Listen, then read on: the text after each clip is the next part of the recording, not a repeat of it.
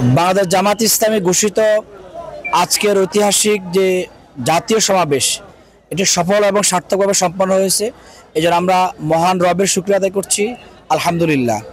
আমরা যে ধারণা করেছিলাম দেশের সর্বস্তরের জনগণ, বিশেষ করে ঢাকার প্রত্যেকটা অলিগলি থেকে মিছিলে মিছিলে জনসমুদ্রে পরিণত হবে সোহরাওয়ার্দী উদ্যান, সেখানে আমরা লক্ষ্য করেছি শুধু সোহরাওয়ার্দী উদ্যান নয়, আজকে গোটা ঢাকা মহানগরী, গোটা ঢাকা শহরের অলিগলি জনসমুদ্রে পরিণত হয়েছে।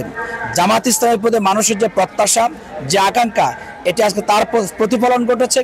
বিশেষ করে আজকে টেকনাফ থেকে তেঁতুলিয়া, রূপসা থেকে পাথুরিয়া, মানুষের মাঝে যে প্রত্যাশা, যে তারা ইতিপূর্বে বিএনপির শাসন দেখেছে, আওয়ামী লীগের শাসন দেখেছে, জাতীয় পার্টির শাসন দেখেছে, তারা নতুন করে জামাত ইসলামীকে এই দেশের শাসনভার অর্পণ করতে চায়।